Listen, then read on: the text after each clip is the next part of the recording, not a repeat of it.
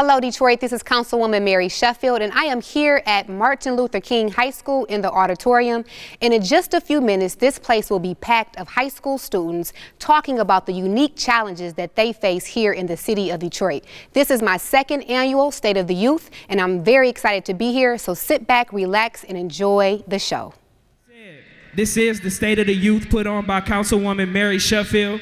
Mary Sheffield is a young lady who's grew up pretty much in politics, man. She's been putting on for the city and the youth, which means you guys and everybody else. She's been putting on real strong, and this is something that she put on just for you guys. Y'all ready to see Councilwoman Mary Sheffield? Make some noise one time, make some noise.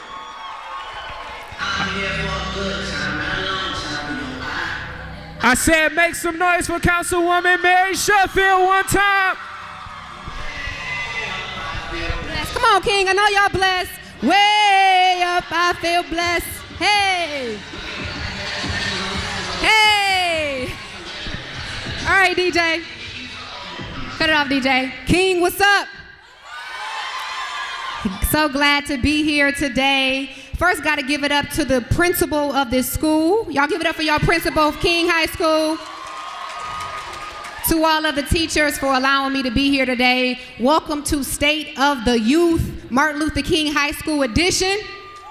This is the second time we put on this event. The first time was at Central High School, and we moved it here this year. So I'm really excited to see what you all gonna bring today, all right?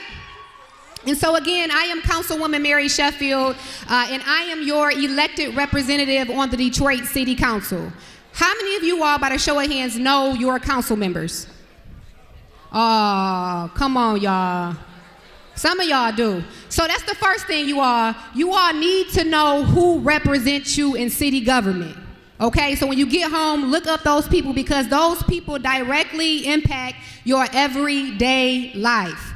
Okay, so I have the opportunity, I'm blessed to represent you all on the Detroit City Council. So before we get started, because I know we have a long show, I just want to give you a little background about myself. I was born and raised here in the city. I left for a year, I went to Eastern, came back, graduated from Wayne State, and at the age of 23, I decided to run for office. I was the youngest person in the race out of 17 people. I ended up losing that race, but I didn't stop. I kept moving forward, I kept pushing, and at the age of 26, I ran again for office, for the office of Detroit City Council.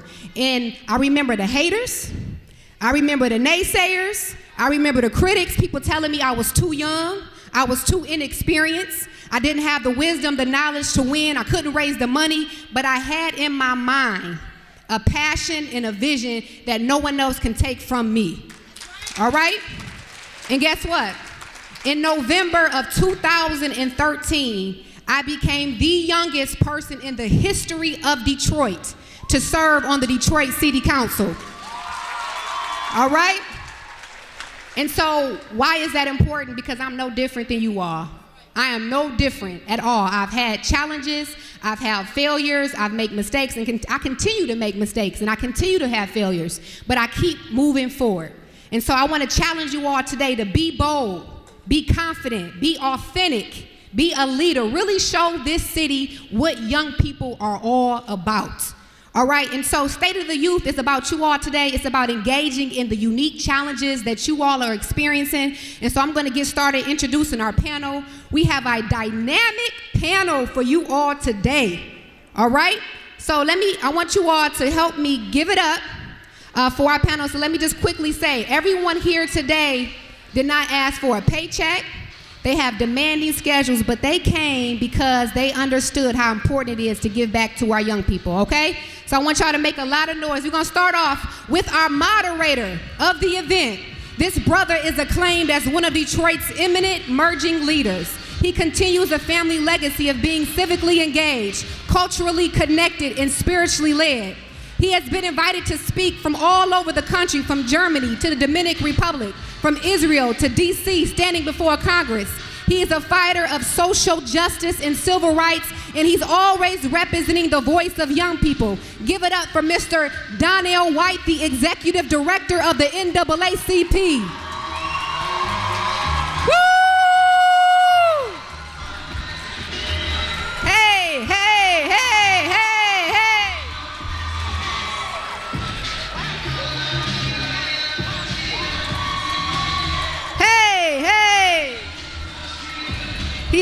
classy man. All right, give it up for Donnell White. All right, y'all, now we're going to introduce our panelists. You've probably seen this guy on reality TV with the hit show Preachers of Detroit. He has stood with some of the dignitaries, the mayor and myself, against violence in our neighborhood. He's known as the street sweeper. He's on fire for God, and he's also on fire for his hood.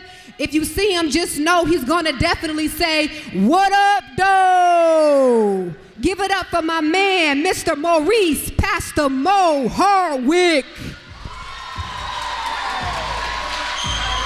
What up, though? What up, though?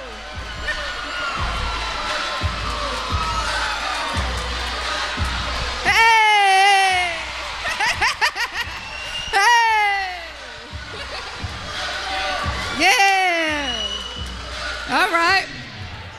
All right, y'all. Our next panelist is an internationally renowned poet, playwright, performance artist, and producer. She is one of Detroit's prized daughters and has been featured on albums with Nas, Talib Kweli, and is also a returning star on Russell Simmons' Def Poetry Jam. Show some love for our poet and recording artist, Jessica Kierra Sheard.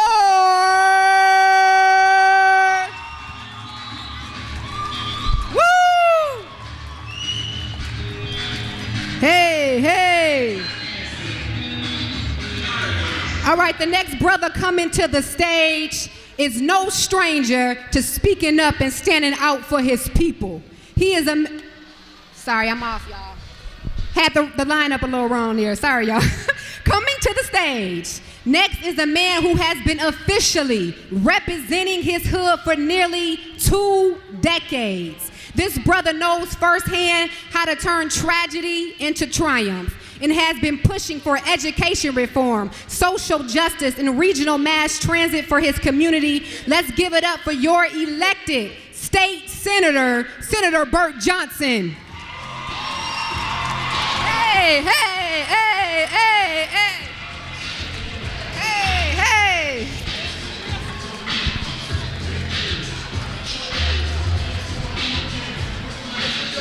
Hey, yep. All right, King. The next person coming to put it down for King High School truly knows what it is to be a boss. She's definitely a boss lady. Okay, she has lived the life that most of us can only dream of, but she never forgot where she came from, and she's always giving back. Currently, she is using her talents to help children with incarcerated parents. Join me, Detroit, in welcoming someone all the way from California to be here today, the First Lady of BMF, Miss Tonesia Tony Welch.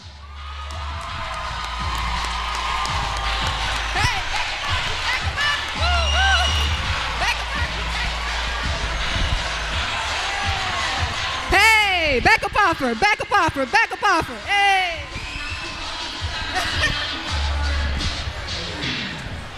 The next brother coming to the stage is no stranger for speaking up and standing out for his people. He's a member of the Nation of Islam and is dedicated to the spiritual, economic, and social uplifting of his people. He has put on numerous youth summits to engage our young people. Clap your hands for the Vice President of Ceasefire, Mr. Machete Muhammad. Throw your hands up in the sky. Y'all about to make some, y'all gonna fall out y'all seat for this next young lady. Y'all hear the sound of her every single morning. I'm sure you hit her up on the hotline. And over the last few years, you've probably rushed home to see her on reality TV. She is a radio personality that has captured the imagination and the love of Detroiters all over this city. She is also an inspiring R&B recording artist, having released 3 different singles. King, stand to your feet. Help me give it up for your girl, reality show star and host of the Morning Heat, the reigning princess, Deelishes! All right, hold on. We still got more. We're not done yet. Come on. Our next panelist, you all, Come on, y'all, come on. All right, our next panelist is, I'm gonna wait till they calm down a little bit. I want y'all to calm down just a little bit because we still got a lineup to get through, y'all. All right, our next panelist is here to rep his city and keep it real like he always does. He recorded and performed one of the most successful and memorable anthems in the history of Detroit. He's living proof that if you have the choice in life, you can get out of the streets and make it to the suites. I'm gonna need y'all to get on your feet one more time and make some noise for nationally renowned recording artist, Deezy.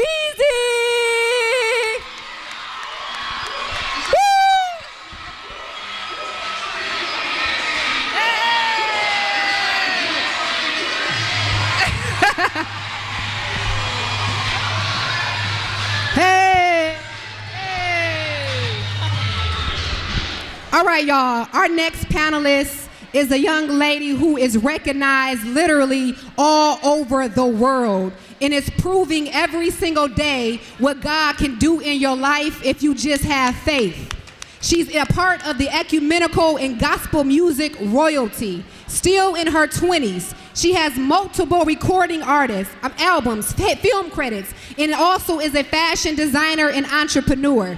Even with all of her accomplishments, she remains obedient to God and humble in giving back to her people. Lift your voice and spirits, giving God the praise for Grammy-nominated recording artist and judge on BET's Sunday Best, Detroit's own Kierra Sheard.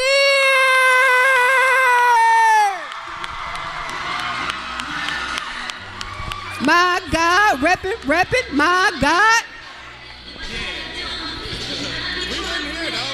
Hey.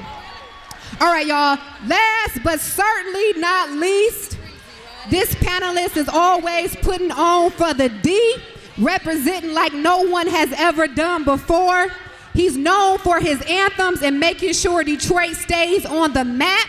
He's also known as the Godfather. King, join me in saluting internationally known recording artist Trick.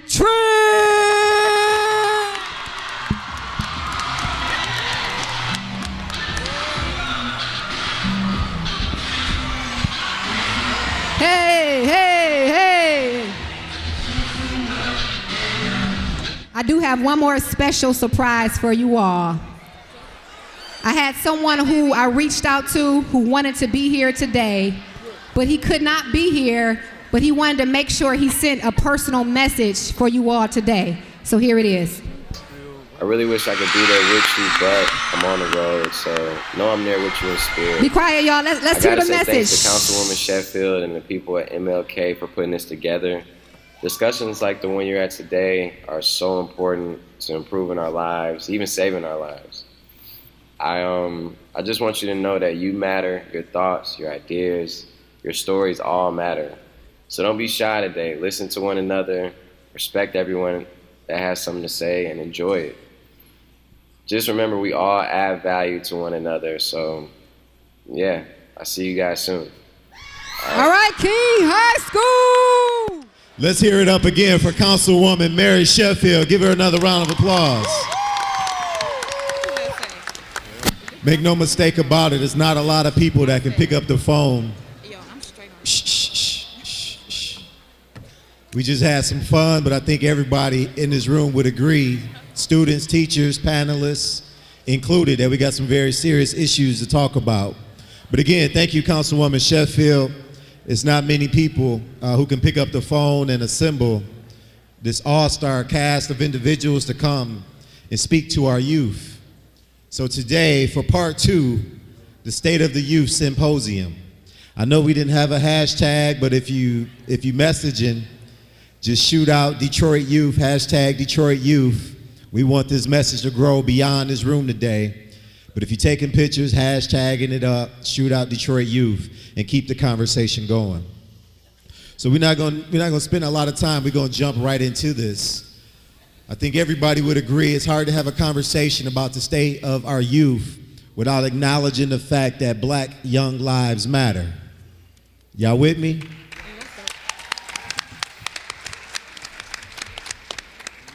I was in Washington, D.C. on yesterday with a special meeting at the White House with our president. And it says something very special when you have this nation's chief commander who recognizes that we're getting it wrong, who recognizes that we're trying to arrest and incarcerate our way out of a problem. And in the interim, we are criminalizing young black people of color. So panelists, I want to start off our conversation today with hashtag Black Lives Matter. We have a few questions. I know a number of people. Jessica, I know you were down on the ground in Ferguson when it was going down. I know many of you have been involved, Pastor Mo, in the community. Let's start off with a question. Can Ferguson happen in the city of Detroit? Ferguson is everywhere. Ferguson is Detroit, Chicago, LA, anywhere where our youth are the dominant culture. So understand that it's more of you than anybody else in this city. 84% black city. That means that you are under the microscope and they're waiting for you. They're waiting to put you in jails. And I say that very clearly to my young brothers and sisters out here. Like, they don't want you to do well at King High School. The people here do. But there's people out there, there's another force that's out there that's fighting against that. And so what you have to do is make sure that we don't have Ferguson here, that when things happen in the community, you can call me, Donnell. There's people sitting in front of you that you can pick up the phone. You can find us on Facebook and say, hey, I've been harassed by the police. And Ferguson is a little different because it's mostly majority white police force policing an all black community. I've been teaching in the St. Louis jails for 7 years, teaching the juvenile detention center, so I know the babies there. They're good kids, and the police harass them all the time. You know, so just because you don't have as much money as somebody else doesn't mean you don't have rights and that you don't have people that will protect you. So that's why I went to Ferguson, because I would come to King just as quickly as I would go there. So yes, it could happen here, but we can do things and make sure it doesn't. What up, though, Detroit? King High School. Listen, Ferguson could have, should have, would have already happened here. But Detroit just a little bit different. You know, when you know better, you do better. Things have popped off here in Detroit worse than Ferguson. And I know I was one of the preachers and pastors on the ground when the shooting happened over there on Evergreen, and we stopped it. It was trying to pop off. And it will persist if we don't wake up and understand that we have to protect ourselves. And we have a black police chief who I sit down and I talk to him, and he listens, and I tell him about the plight of our urban community, our young people. I fight for you. I pray for you when you don't know I'm praying. There's people on this panel who pray for you. We go hard. We're not waiting to react to Ferguson. We proactive that Ferguson will never happen here. We are Detroit. We're gonna lead this thing. Understand something. The movement would be birthed here. No city had ever had mobility without Detroit. We the automobile industry. We mobilized America, which means we represent movement. So the movement will be birthed from Detroit. And the movement is Black Lives Matter, and it will always matter, but it has to first matter to us. What up, though? How much responsibility do you think media has in terms of the images it's portraying of our young people as well? And certainly if anybody else wants to weigh in on that dichotomy of what we're doing to ourselves versus what others are doing to us. I think that the media should cover more than just the violence. There are some beautiful things that happens in our city that they don't like to cover, they don't like to talk about. Like they talked about the King versus Cody fight. But have they really talked about the fact that King is actually about to play? No, they haven't. But I mean, they need to talk about the positivity. They need to talk about, you know, the GPAs, and they need to talk about the parents that are not there, but the kids that are getting up on their own actually making things happen. Detroit, we got movers and shakers right here in the building. You know what I'm saying? This is where the news should be. I want to see the news. I want to see Channel 4, Channel 7, Channel 2. You know, all of these, I thought that I was going to see a bunch of parents. I see students. Stand up. I want y'all to stand up. I want y'all to give yourself a round of applause. Right. Because black lives don't just matter to the adults, to the parents, and to the teachers and administrators. It matters to the children that are right here. You guys are not just the children of tomorrow, you're the children of today. And I think that the media has the responsibility of filming and showing and speaking on that.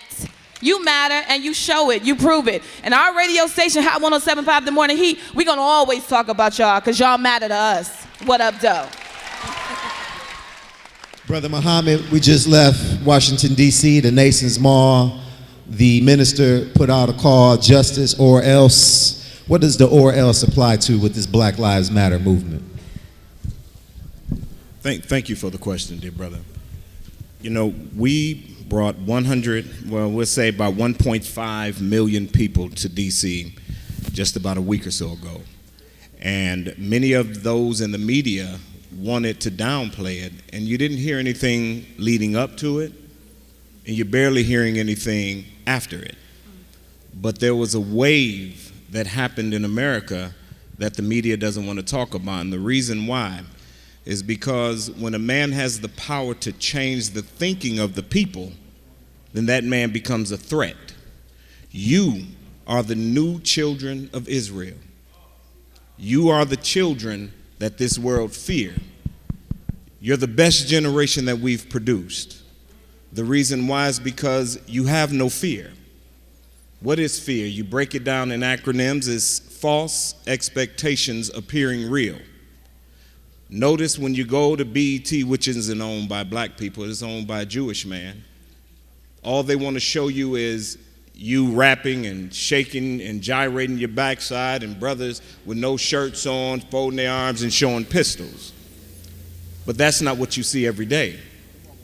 What we want to see positive black people on television.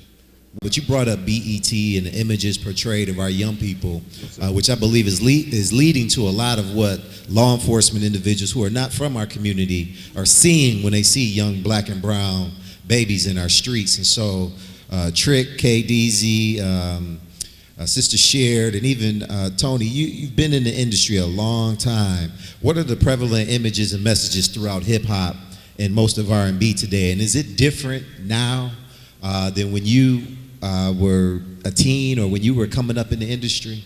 I think it's different because now they do speak a lot about, well, it is positive messages and it is and it's negative messages. When we were coming up, when I was coming up, I think everything was more about love and happiness and things like that. Now I think they speak about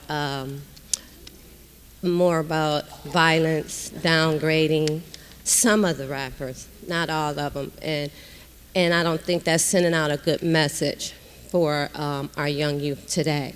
I think that that they give them a whole different image on what life is really about.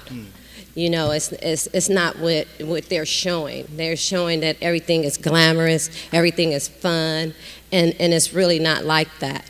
You know, it's showing, you know, it's put more pressure on the young kids on how they should live and how things should go. You know, and it's just, and then some, you know, I don't want to be like that. And some people do send good messages, and you know, so I think it's just kind of a hard question because it depends on the artist. Okay, Deezy, before you jump on that, I want you to follow up right behind this. But okay. Generationally, music has been a sign of our times, and we express that through music often. How unfairly blamed are artists for the negativity we're seeing in our community? Tag that on to that last part of that question.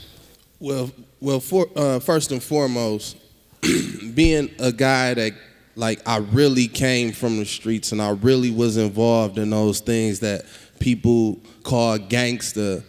The crazy part about it is music is what changed my life. You know what I mean? Like, when I began to take those things, that energy and those things that I was seeing and I was around every day, and I was able to spend that time in the studio and speak about those things, that was the thing that changed my life. That's when I began to say, oh, wow, I grew up literally, man, I promise you, I grew up as a youngster believing that majority of black men, for you to be successful and for you to have that Bentley or for you to have that nice house, I thought that you had to be a great drug dealer. Then I began to, as my music career started moving along and I began to make money, and I was taking my friends off the streets and my friends were buying nice things from what I was doing, I said, this is crazy. So this is real. This can happen. And me today, I tell the youth this. I wrote a song called Be You for the city council a couple years ago. And I said in that song, I said that they asked me why I rap about drugs all on my CD.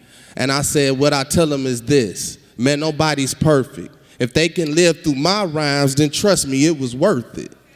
You see what I'm saying? So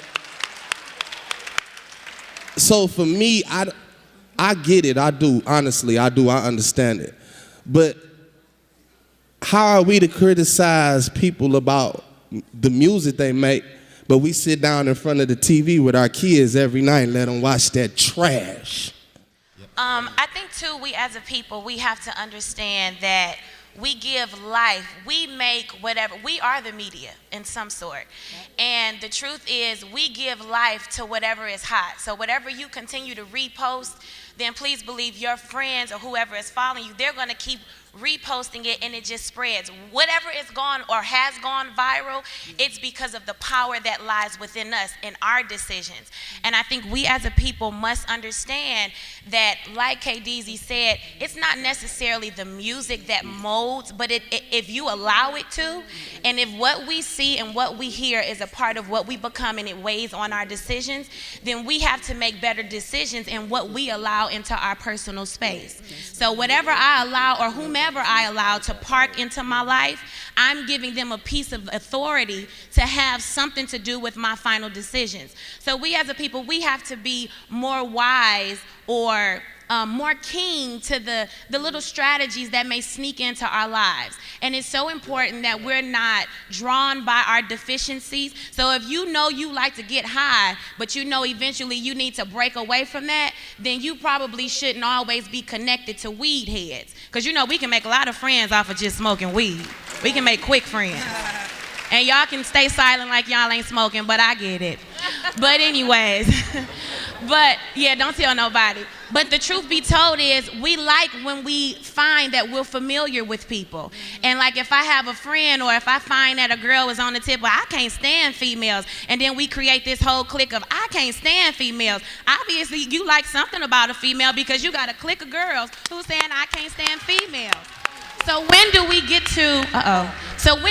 to a place where we actually build sisterhood? And one thing that, in brotherhood, and one more note that I had written here, now I'm too loud, but I've learned that the music actually speaks about how the generation feels. When Marvin Gaye put out What's Going On, that's what they were going through. So then when you had Beyonce put out Girls Run the World, she produced a generation of Oprah-minded, Beyonce-minded women.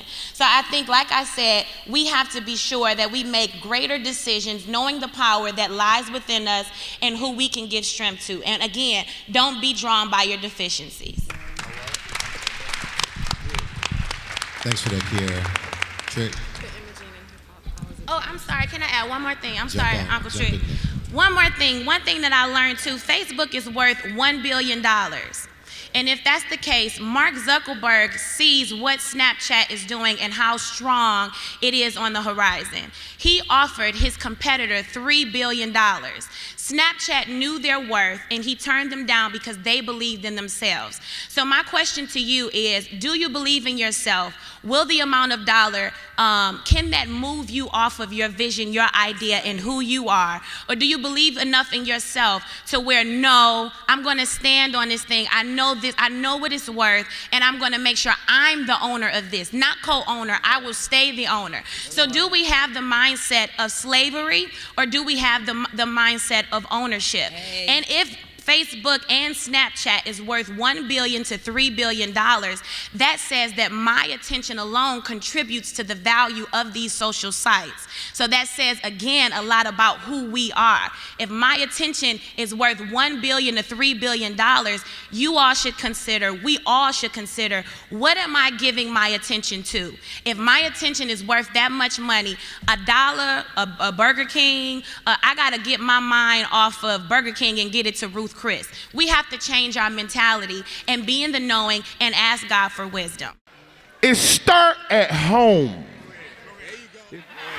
But if you walk in your child's room when they got that radio up and say, turn that off and read a book, or interest them, make it interesting in them reading a book or studying something, or we used to have to do book reports when I was younger. So I didn't turn out a total because of that, you know what I'm saying? I mean, there's a lot of things that my mother and father did to keep me from being a statistic. Statistically, I ain't supposed to be here. I supposed to have been gone a long time ago, so I'm really super winning right now. I'm 40 years old. They told me I was out of here at 19. You know what I'm saying? And they're gonna say the same thing about y'all too. But hip hop is not the blame, but it can have a lot to do with it if you don't keep an eye on your children. Yeah? Point well taken, Trick. You know, the councilwoman and the principal was pulling my coattail over here. Yeah. So we gotta be mindful of our audience today, but I appreciate keeping it real. But you know what? That's the thing. We keep lying to them. Don't lie to them. If you love them, you tell them the truth. If you love them, you tell them like it is. You don't sugarcoat this. It's real. They need to know that when they walk out that door, they might not be safe. They need to know that around these corners, it's a police officer somewhere waiting to put a bullet in one of them. Don't sugarcoat them. I tell them the truth. I ain't playing with them no more. The game over. Game over. Game over. I made it. It's my job to make sure they make it. And lying to them, I'm not finna do. That's right. I'm not finna do that. That's right. God damn it. I'm not finna do that. I'm not finna do that. I'm not finna do that. I love them. I love every last one of y'all. I'm not gonna lie to you. I got you. Let me get in here. Let me get in here. Go ahead, Mo. Let me get in here. Now listen up, y'all. What y'all hearing Detroit passion. Straight up. He don't mean no disrespect to the principal, to the kids. You hear Detroit passion. We go hard in the D. Straight up. But watch this.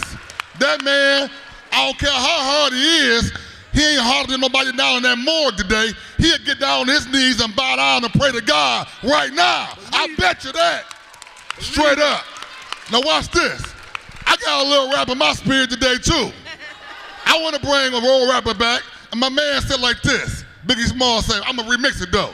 He say, if I got to choose the church, I got to choose the streets. I live out here, so don't go there. But that don't mean the brother can't dress and be blessed. Help some folks get out their mess. Y'all thug life's just a mess. Thinking I won't stress, I won't stop giving my God props. All I got is beef with those that violate peace. R.I.P. DCs. What up, though? Listen, this LRP, this is a protest against the RIP. Why did I do that? Because for it to be a RIP t-shirt, your face gotta be on it. I don't wanna put your face on the shirt. I wanna put you in the shirt that you can live in peace. We fighting for your peace. We fighting for you to live. Why do you have to die to be in peace? King, I've been fighting for y'all. I've been praying for you boys. How many people in here right now don't got a father at home? Raise your hand. Raise your hand. Yeah. So I'm going. All right. How many of y'all in here right now that know somebody that been beat down or smoke weed or going the wrong way? Raise your hand. Look at that. Okay. How many of y'all then been a victim of violence, been robbed, had a gun pulled on you, or know somebody got shot? Raise your hand. Last question, 2 more questions. How many of y'all know somebody that got murked in the RIP in the last 3 years? All right, last question. All right, Mo, we got to. Okay, last question. How many of y'all will ever worship Satan? Nobody? How many of y'all love the power of God? Raise your hand up in here. What up, dog? Raise your hand up in here. Mo. So the first thing I want to offer is pretty simple.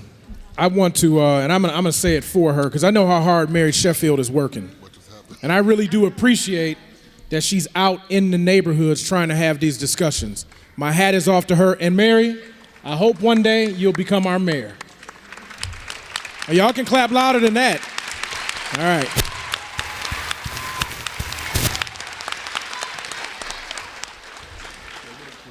And it's really important that we're having this conversation at Martin Luther King High School. And I'm gonna say what I gotta say, and I'm gonna be done with it because I don't know if I'll get the microphone again. I've heard a lot of stuff, and one of the most important things that I heard was when Muschetti was outlining, and he didn't get to finish it, so I'm gonna finish it for him. It took me 38 to 40 years to understand one very basic precept, that all of the God that people have been talking about across the globe, all of the thing that's been on a window or a wall for people to appreciate and worship, they've been worshiping me because I'm God. Yeah, I'm gonna say it again. Because every place, wait a minute. What you all are not hearing me say is that people are worshiping you. You all are the God that the entire world has been keeping a secret. Now let me qualify these remarks. And I need you to listen.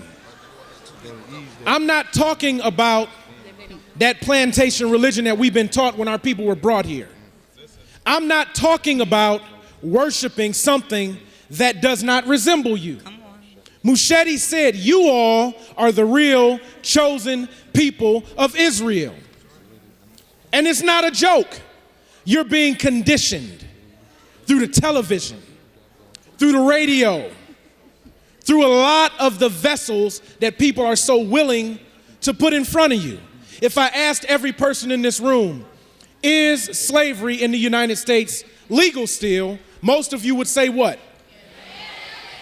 And you would say that then because you know that the amendment that is number 13th to the United States Constitution says that in the instance that you have been convicted of a crime, are you now eligible for this new slavery process? Is there any reason in your mind that you now understand why there's so many of you locked up? So many of you that people are making money off of. So let me just tell you this and I'll be done with it. At 36 years old, I'm 42 this past Tuesday. At 36 years old, I had a dream. And I'm in my bed having this dream, and it's a scary dream because I'm having a conversation with the Creator. And it's not a person, it's not a thing, it's sort of like a burning bush discussion. And in the dream, God says to me very clearly, Bert, I'm going to come and take you from the earth at age 54. And it scared me to death. And he says, I don't want you to be scared for what I'm telling you because I've got a specific job for you to do. You've got those children that when you asked me for them and told me you'd raise kings and queens, you got to get busy living for me because I need you to raise those kids. And you've got to raise them in a way that is a mirror image of what I want my people, us, black folks, brown people, to be. He says, I don't want you to worry for anything because by the time I come get you, you will have done everything I need you to do. So I wake up from this dream, it's 4:30, 5 o'clock in the morning. I'm sweating, I'm crying, I get out my bed, I go down to my son's room, and I lay in the bed with him and I hug him. And Bert looks at me like, man, get off me. What you doing? Truth is, he didn't have a dream, I did. That's right. I got up and I'm standing in his doorway and I'm getting ready to walk out. And I said to myself, man, I don't have to accept that. That's something I ate. That's something I saw on TV last night. I'm not gonna be dead at 54. And no sooner than I said that, I got hit on my back left shoulder. And the voice said, but what if I was kind enough to tell you when I'm coming to get you? You need to get busy living for me. So I went downstairs to my coffee table. I wrote the names and the ages of my children down on a piece of paper. And I added 18 years, because 36 to 54, 18 years.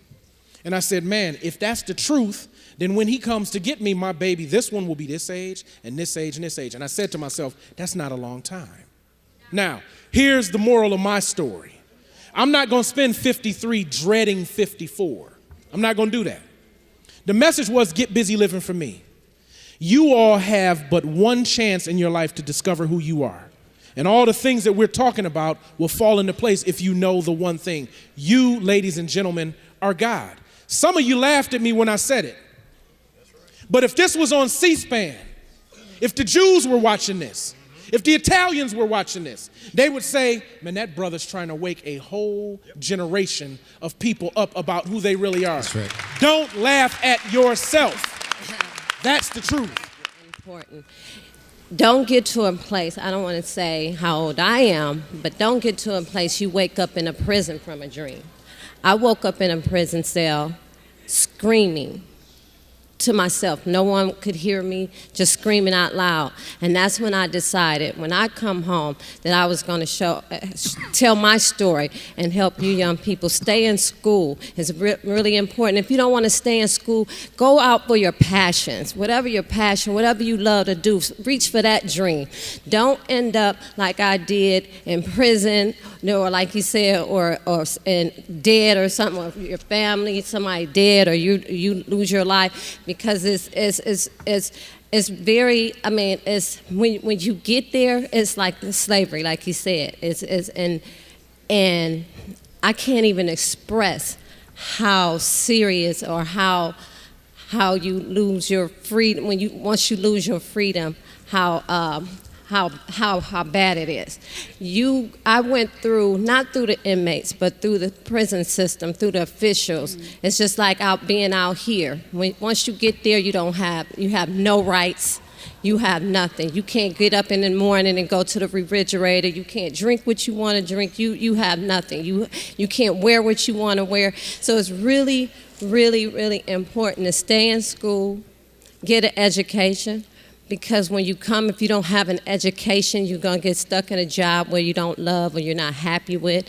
I mean, so I want to express just go for your passion. Just stay in school. No matter, I wish I would listen to my mom. I wish I would listen to her when she told me all these things. Mm. And I want to express that.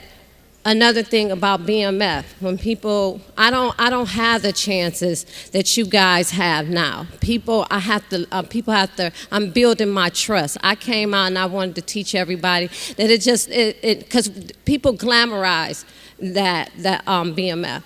But I want you guys to understand, I'm not here to glamorize it. I'm here to show you that BMF means black men free. We want to stay free. We want you to stay free. We want you to be educated. We want the community to become involved in helping you guys move forward in your life and be successful. So that's what I'm here to do. I want to tell my story. I want you guys to stay in school. I want you to be successful. I want you to help your community, and I want us all to come together. Thank you. And I think that might be different for me is that nobody owns my work. I turned down about 3 or 4 record deals. I won Showtime at the Apollo when I was just 22 and had everybody in front of me, Sony Music. And I did things that a young person would never do at that time because everybody wants to get on. Everybody wants to feel like light on them, be famous or whatever. But because I was from Detroit, and I grew up very black on the west side of Detroit and very proud of myself, I understood, I was smart enough, first of all, to read a contract, so I knew what taking 50% of my publishing meant. So I was smart enough without a lawyer to know that was some BS and I wouldn't be signing those contracts. I also came up very self-empowered as a woman because I understood my power as a woman. I started saving my friends' lives when I was about 14. I saved about hundreds of my boys' lives because I kept my legs closed and I was their friend. And I told them, you can't go to the drive-by. You can't go rob that store.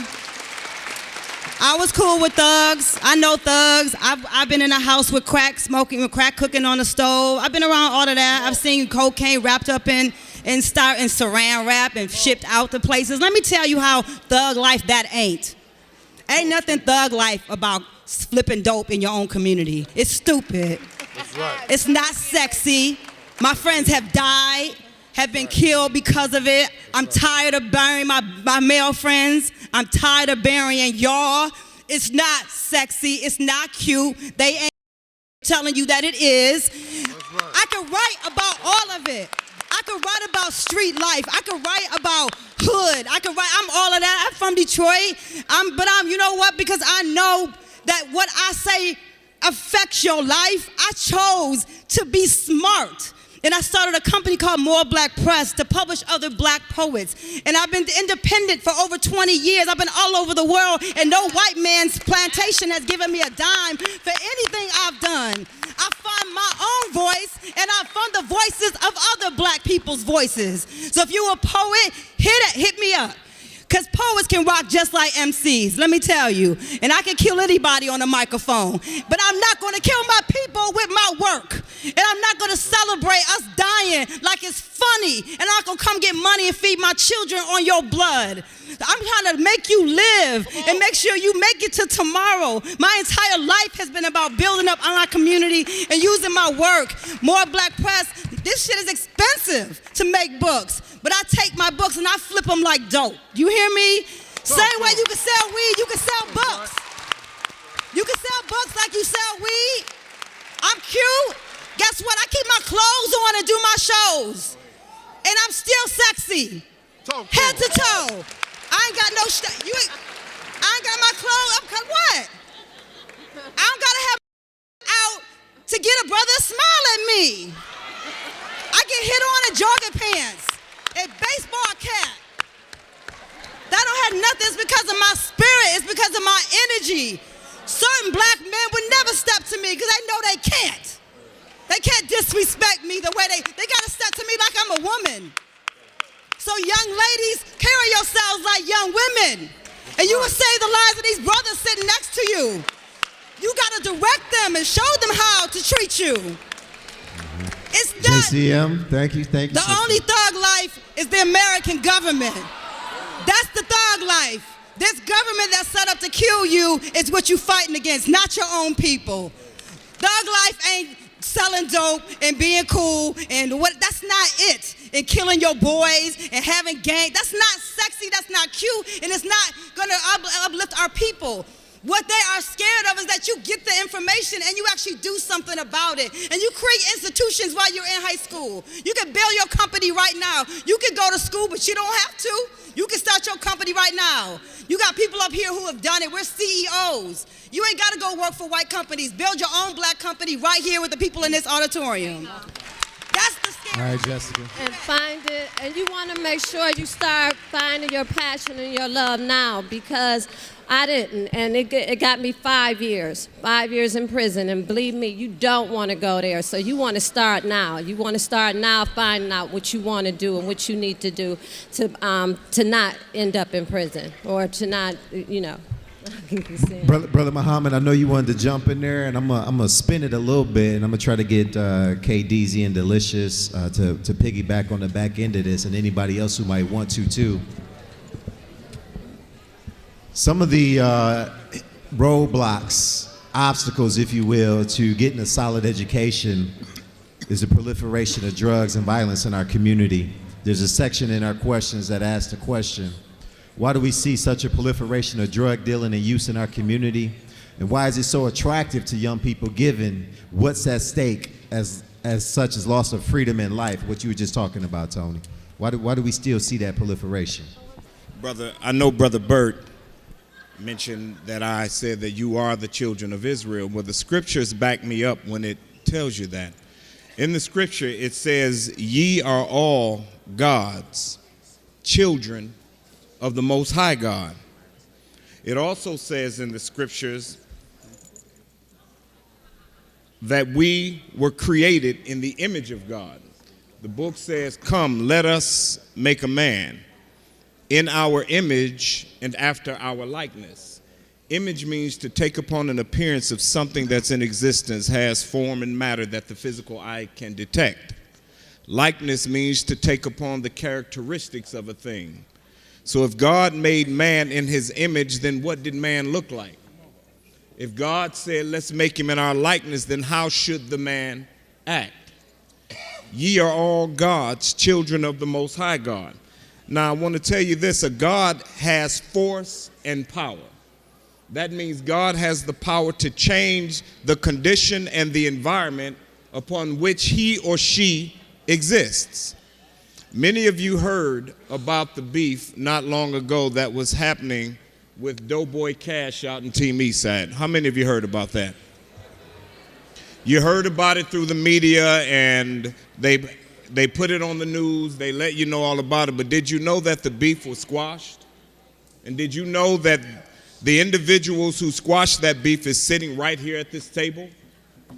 Brother Trick and I took our brothers down to the basement of a church. My brother Pastor Reggie Lane, may God be pleased, and may Allah rest his soul and be pleased with him.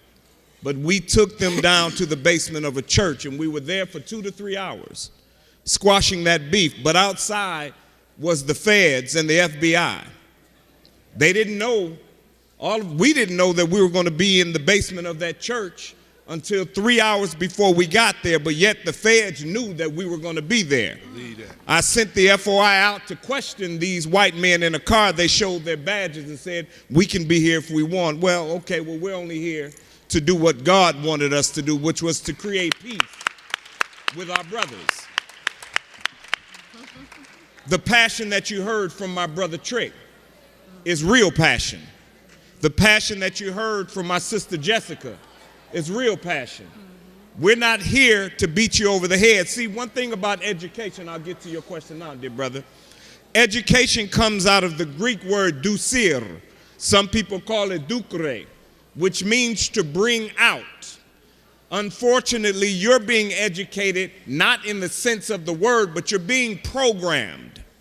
Programmed meaning that as long as you can parrot what your teachers say, you'll pass. But do you have understanding? See, knowledge is the acquisition of information.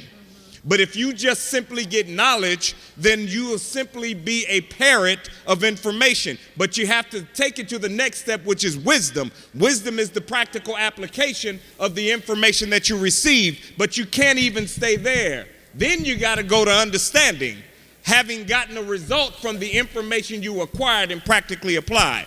Knowledge, wisdom, and understanding. We want our children to be those who know and have understanding.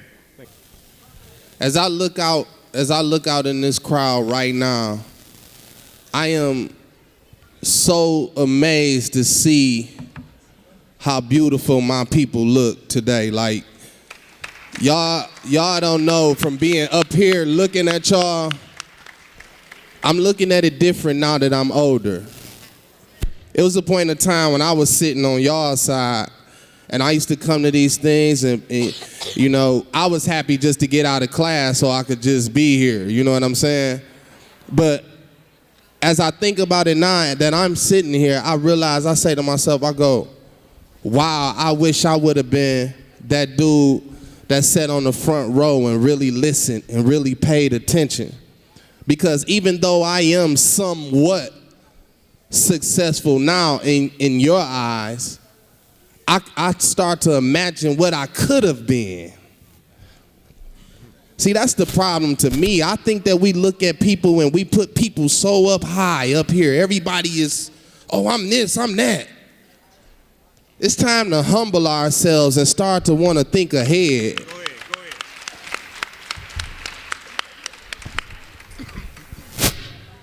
I just want to say to y'all being in school right now, do me one favor and take a look to your left and take a look to your right. Look at everybody around you. Now let me tell y'all something. Check this out. Check this part out. 10 years from now, you're going to see some of these people and you're going to be like, oh my God, what happened to him? You know what's going to happen to him? He gonna be the one that probably was talking, the one that didn't do his homework, The one that thought school wasn't cool?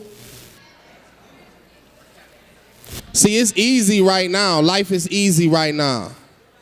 Because all you got to do is get up, go to school. Mama gonna buy you the new J's.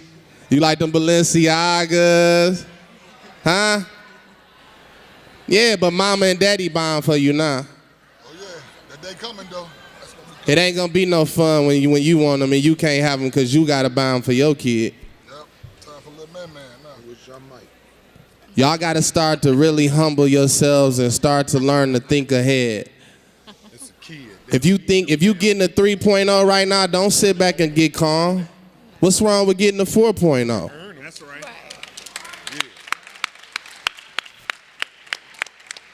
Never limit yourself and never think anything is cool. Always take yourself to the next level, and I'm done. Testing 1, 2. All right, they're going to direct the question to the panelists that they want to answer the question. How y'all doing? This is a question for mostly people in the music industry, but really Trick, because I know you got B&B Records and everything. Do y'all have any advice for a young rapper trying to get in the industry? Be honest with you, nephew, I really gotta say, like, I ain't gonna sugarcoat it now, but if that's what you want and you really, really, really, really, really want it, then you gotta really, really, really, really, really want it. And every day you have to dedicate that time and your energy and your prayers to getting that. Now, but if you just finna just play around with it, don't waste your time. I'm telling you the truth. Don't waste your time. It ain't that much more money in that rap like people think it is. It's really a gigantic illusion, nephew. I promise. Like, I work hard. I own 7 companies. That's how I maintain the game. Rap, you gotta, if you're able to become a bigger image, a good image, and somebody that people listen to, then you can use your voice to sell things like unlimited.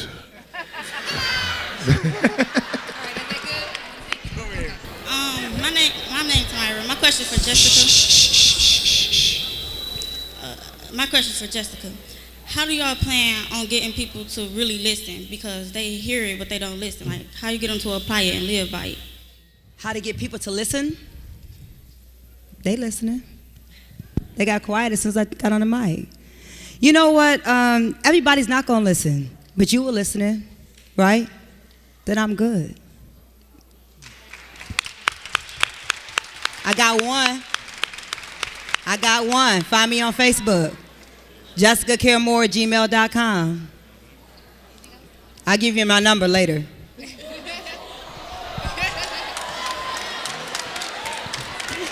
Y'all want it? Y'all can all have it. That's not what she meant. 313-421-8175. Don't be calling my phone. One of my questions, because something that Deezy said and Trick, it's nothing personal, but it kind of got to me when you were talking about how parents sit their kids down in front of a TV and they let them see men kissing men and all of this other stuff or whatever. So my question is, why can't we be who we want to be? Why is it that every day, whether we be black, white, Asian, or whatever it is, that we are judged because of what we like or what we want or what we see?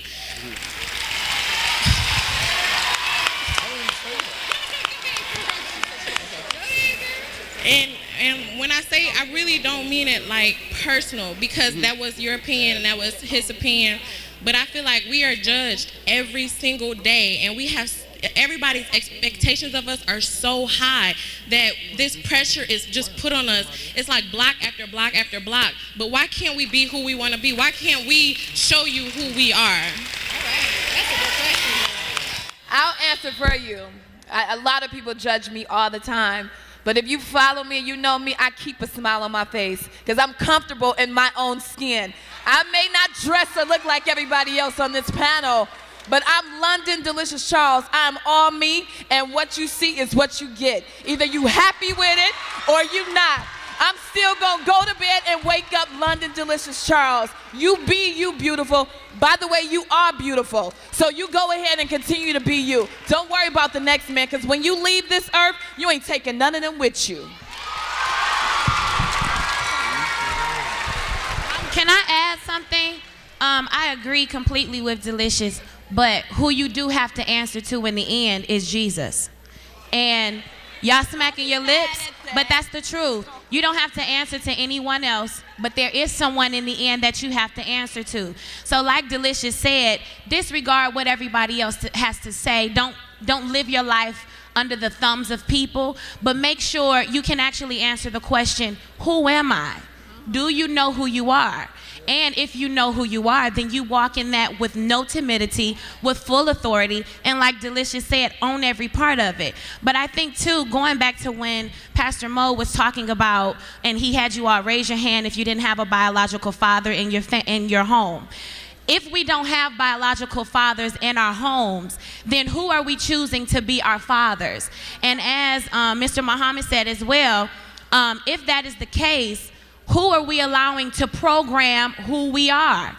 If you know who you are, and if you're in this young age, who are you getting your answers from? Who are you asking your questions? We like to have a lot of yay saying, and believe it or not, we have a lot of young celebrities who have a lot of yay saying people around them, but no one to tell them that, hey, no, you shouldn't do that. We want people to tickle our fancy and not give us the truth. I'm sorry, but I'm a Christian and I've stood by it and I've been pretty all right with it. But the Bible says that a fool despises correction. So my question to you, if your breath stank, and if that's the truth, can you stand somebody telling you that your breath stinks? Or are you gonna walk around with your eyebrows up like you can't tell me nothing? No, the truth is your breath stink. Let's go do something about it so you can get a great job or a boyfriend or something. So those are the questions that I think what we should ask. So as I said, it was another thing, but young men, if your biological fathers are not in your homes, then I think it's so important that we do not allow a society to just father kings and queens. If you are a king and a queen, then you have to understand that soon you will be a lord, a king, a queen over someone, over sons and daughters. My father has taught me that it's so important that we don't get caught up in making a decision temporarily, but we make decisions for our futures. And that's what because I noticed a lot of us began talking when someone wasn't speaking loud enough, and we didn't zoom in onto what someone was saying. But do we really listen, or do we just come and get riled up when someone tickles our fancy? Did you hear what Trick said? Or did you just get hyped because he was saying things that sounded familiar to you? So these are questions that we should ask ourselves, because as Mr. Muhammad also mentioned, who owns BET? It's a question that the Jewish man has asked and got to answer, and that's why he's owning our company. Thank you, Kierra. Bert, I know you got the mic, Bert, but I know the question was thrown to Deezy, and I want to give him a chance to respond if he had anything he wanted to add to that. Yeah, Bert, I'm gonna catch you as soon as we get to this next. Where did the young lady go? Oh, stand up right quick, please. What I was saying, listen to me right quick. What I was saying is this.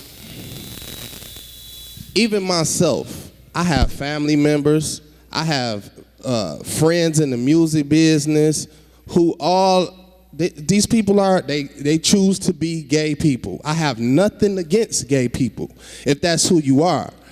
I'm speaking on men, like when he asked how many people had their fathers in their lives, over at 60-70% of these people raised up and said their father not in their life. What I'm speaking on is even myself. As me, myself, and we all are individuals, but me, myself, I am raising my sons to live a certain type of life because it starts at home. Okay, Deezy, I'm just gonna ask if you come. I was gonna ask if you, because we gotta get out of here at 12 now. So I don't want to be disrespectful to you, sister, but I did have a note here to recognize. You brothers, stand up over here. Your football team here at King, stand up, brothers.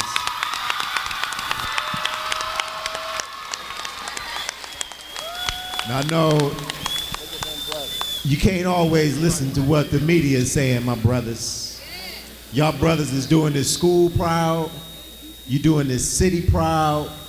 You doing this community proud by being strong black men. Y'all continue to do the right thing and be the kings that you were designed to be.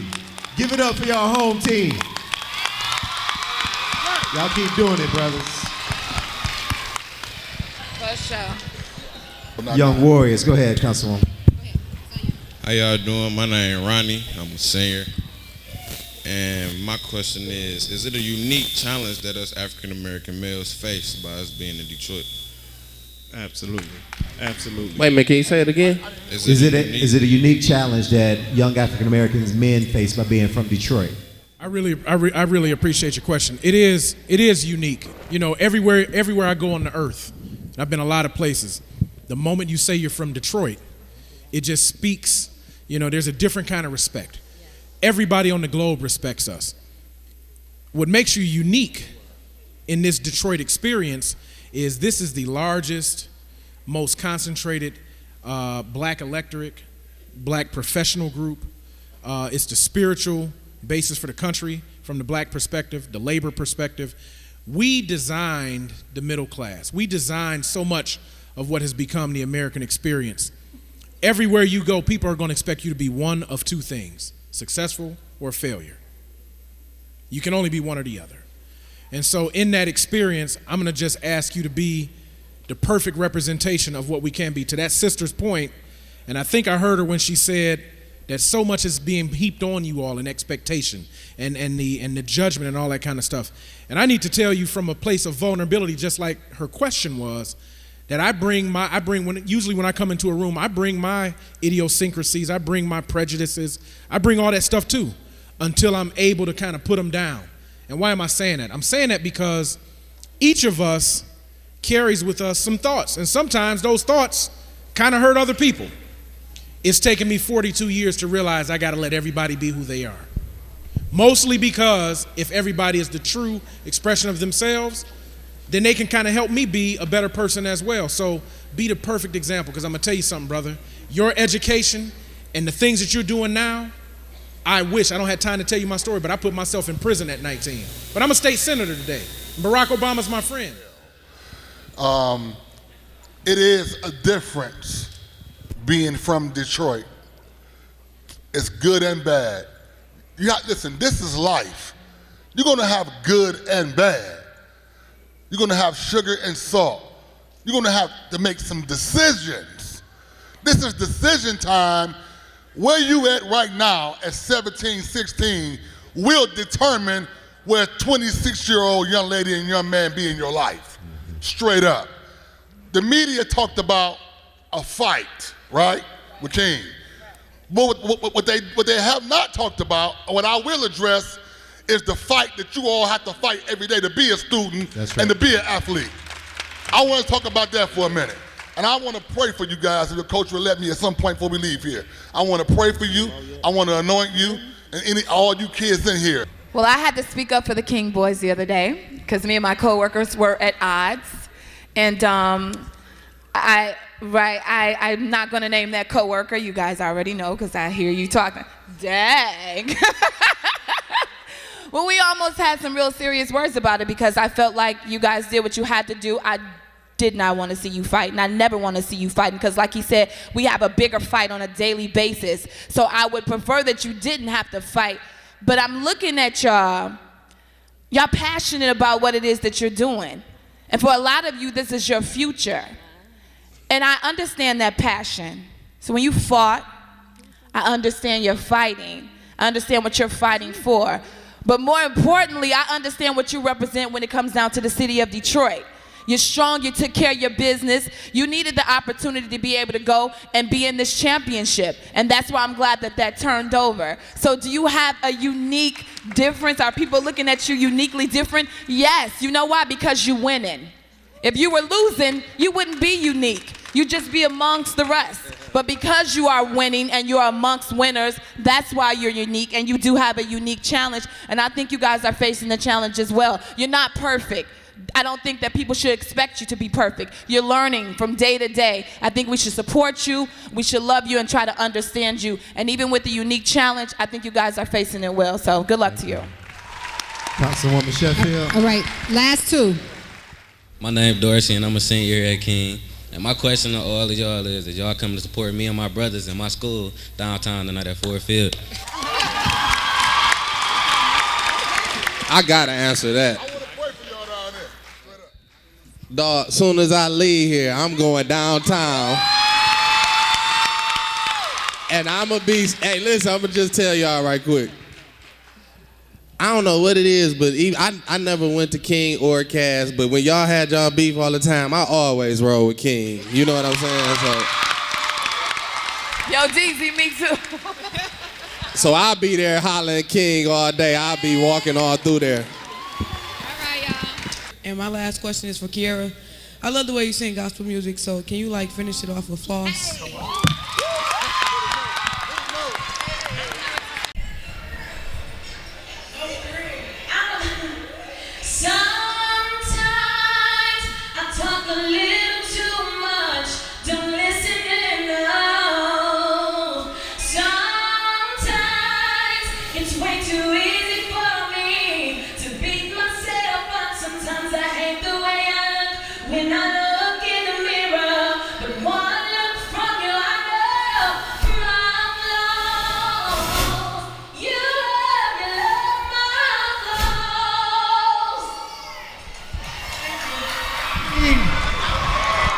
Thank you, Councilwoman Mary Sheffield.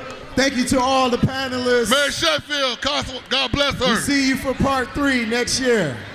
Wow, what an amazing show that was today. We had a dynamic panel and a great discussion here today at Martin Luther King High School. I am looking forward to moving this discussion into all of the high schools here in the city of Detroit. So please, if you would like this to be in your school, contact my office at 313-224-4505. Once again, I am Councilwoman Sheffield, and thank you so much for tuning in to State of the Youth.